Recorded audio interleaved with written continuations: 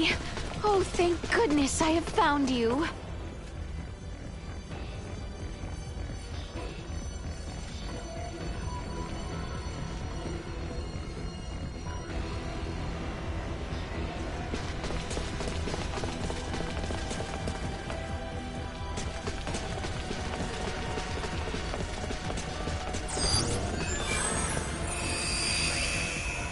Scorpium.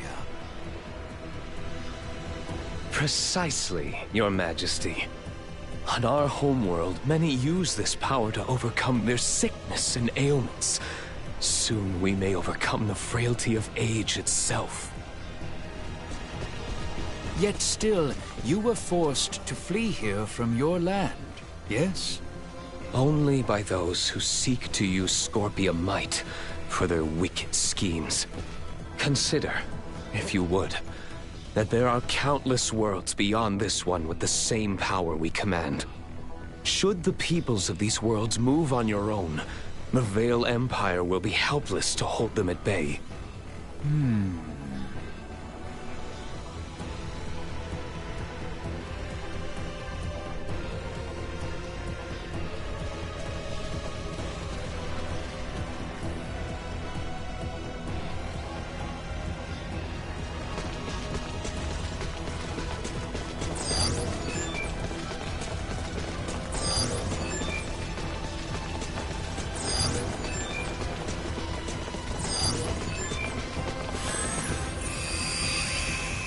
Gaston? So this is how Bulldog is.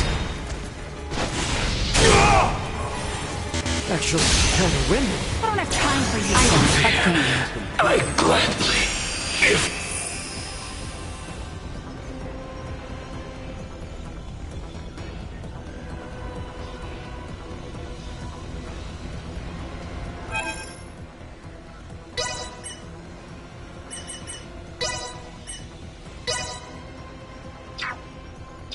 I am ready for whatever may come.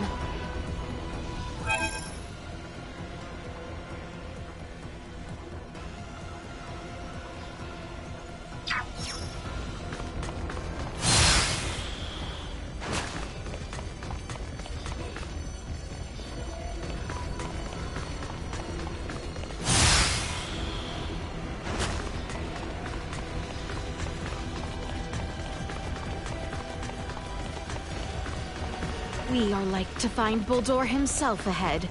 Make sure we are quite ready, Ray. Don't worry, we got this. Time to finish this fight for good.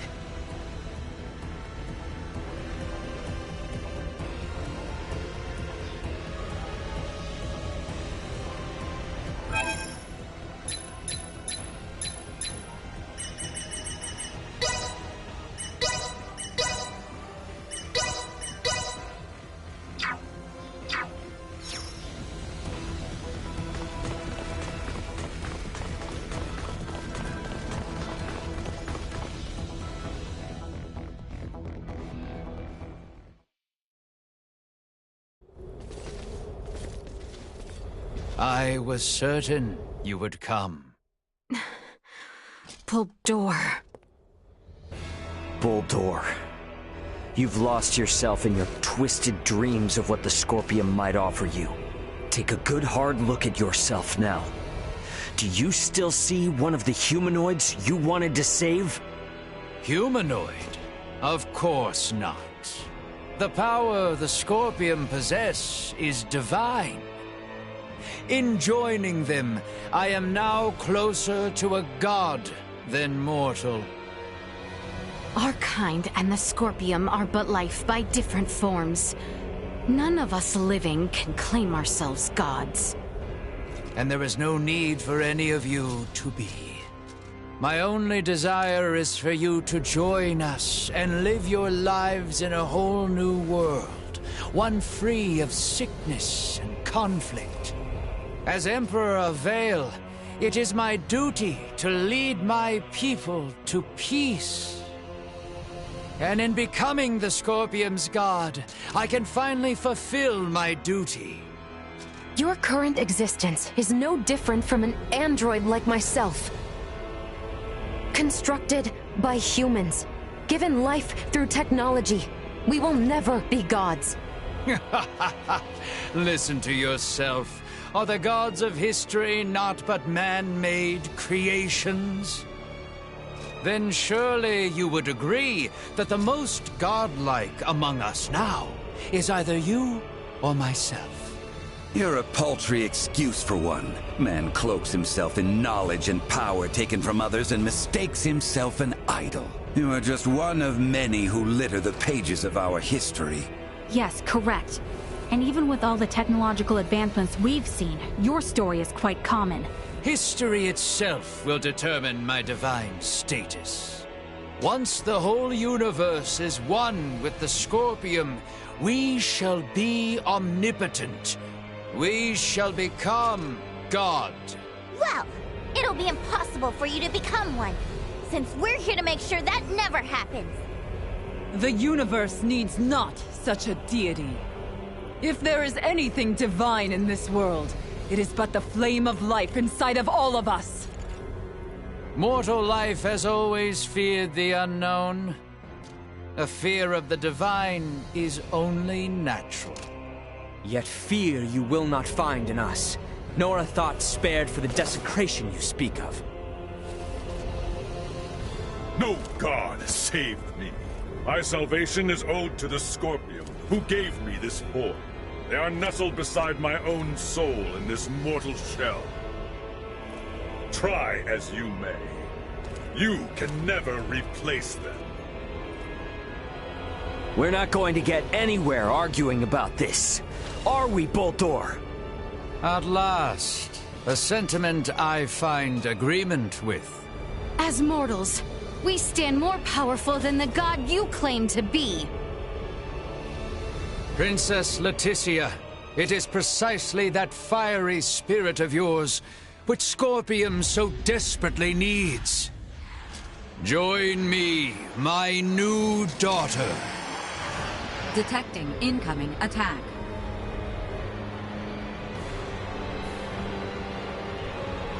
Time has come for you to learn your place.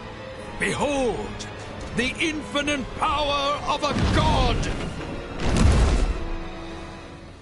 The Scorpium way is... You must remain determined and unwavering.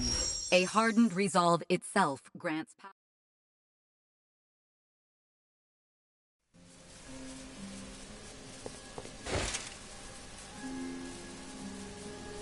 Preposterous! What could you lowly mortals ever hope to do?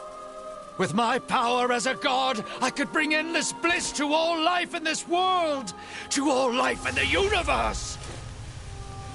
With such power, I will not, must not be beat.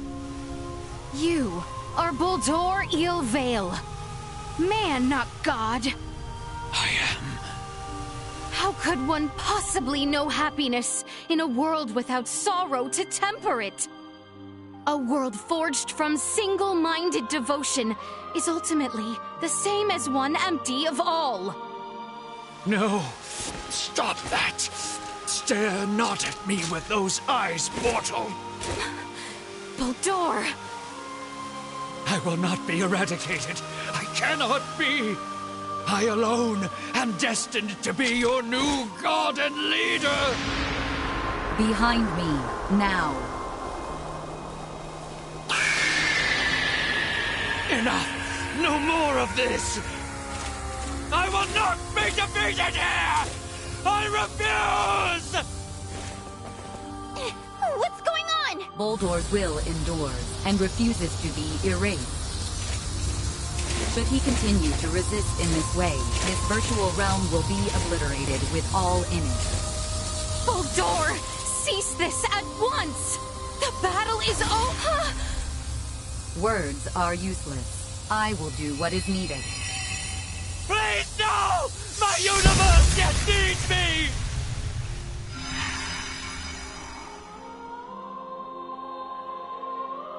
Here we part. What? No! I am unable to maintain your consciousness in this space any longer.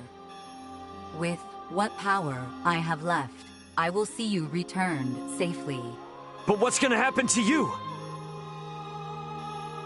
You possess the potential to both understand the Scorpium and guide them to an enlightened future.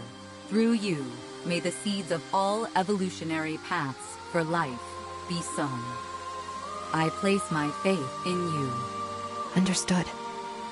Rest assured. Ray, at your side, I found faith in the future coexistence between Scorpium and organic life. I thank you. Duma! No!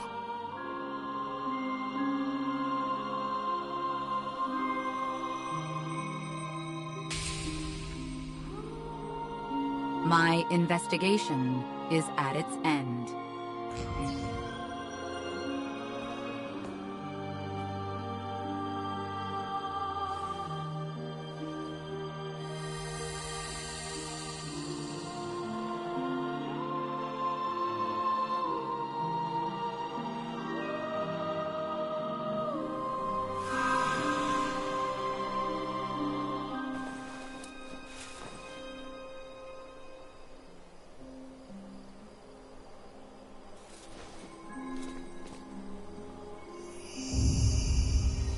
Is it all over now?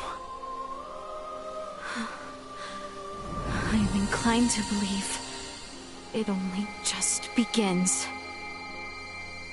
I would agree. Thank you, Duma.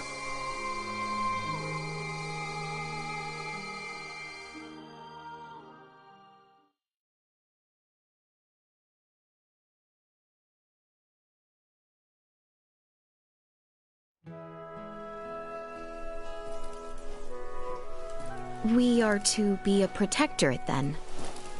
Yes.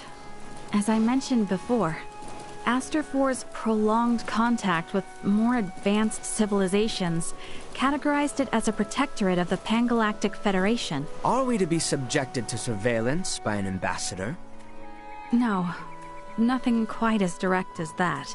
Aster will remain under observation to prevent any unnecessary interaction with advanced civilizations until it reaches a certain threshold. Pretty imperious, aren't you? Was that not where the Federation's faults originally lie? Guess some things are hard to change. And though it might not exactly be compensation, all of you who have been subject to intense intervention now have the option to travel to any Federation system to live or study. Studying on a different planet. I must say, I don't hate the thought. Right? Agreed. But I must refuse. I vowed to attend to tasks on this planet using mine own strength. I've had lesson enough as to the consequences of progression that was acquired through the power of others. That's true. If I studied medical science at such an advanced level, I'm pretty sure I could save lives all across the universe. But first and foremost, I want to treat the suffering people of this world with my own hands and using our own techniques. Our journey into the stars must be one born of our own volition. Only then will we find ourselves on equal ground with you and yours. I see. You know, you're probably right. Does the Underdeveloped Planet Preservation Pact restrict us from assembling together like this? Is this the last time we'll ever see one another? Well, I can't speak for Marielle, but Elena and I aren't bound by Federation laws. We can come and go whenever we want. Vir will play a critical role in the Federation's investigation of the Scorpium for sure. Which means there will be times when we will need to contact Colonel Valange and Lieutenant Lola here on Aster. Which should mean that I can see all of you again, so long as I avoid contact with anyone else. That is news I am relieved to hear. Gathering together is the best way for me to share in the experiences of my non-Scorpium companions. Yeah, I mean, if it were up to me, I'd set up a branch of Lawrence Logistics right here in Osarius, and that would let us see as much or as little of each other as we could ever want. Now is a time for restraint. Surely, the events here have opened your eyes to the importance of the Federation's underdeveloped Planet Preservation Pact. Yeah, I get it. But come on, you gotta at least see how hard that is on a personal level. Don't be so uptight. I say this with respect to the positions of both Elena and Marielle. But, from my own view, I fail to find fault in Raymond's suggestion. Wow, Albie, can't say I expected that coming from you. Spare me. I simply speak for us all. I wonder if my ancestors also felt the same way long ago.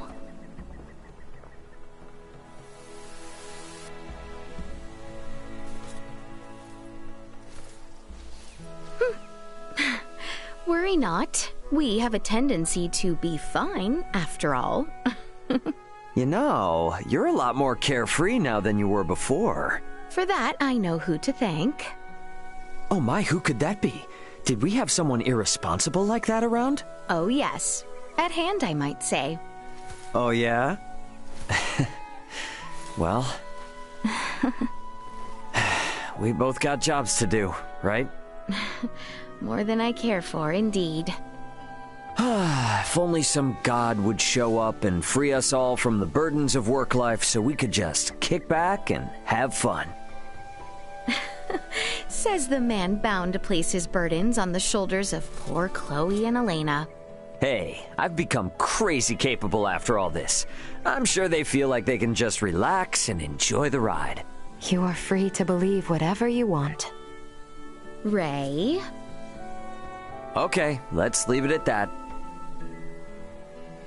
Ray, this is the Aldous. We're now in geostationary orbit. Copy that. Yep, best get going before this turns into another pick-on Ray fest. It does seem about time. This is Raymond for the Aldous. Commence transfer.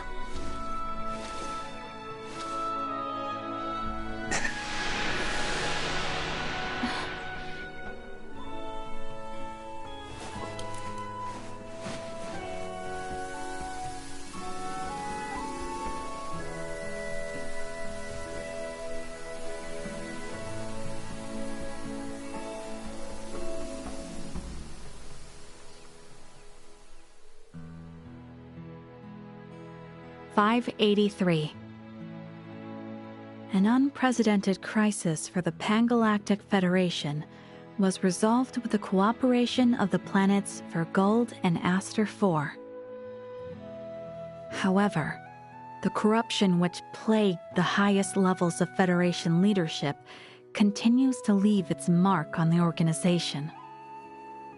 Amidst growing calls from Federation captains, my grandfather, Emerson T. Kenny, was assigned as interim commander of the Federation fleet. A retired military man, he refused at first, but after much pushback, he took the reins to lead the Federation from its worst crisis yet. Through these troubled events, I've come to question the Federation's purpose in this galaxy, as well as my own function as one of its officers. But I choose to believe that its cause is still just. We must ensure a future of peace. Pan-Galactic Federation Lieutenant Marielle L. Kenny. The events that unfolded spanned numerous star systems, though their sovereign was defeated.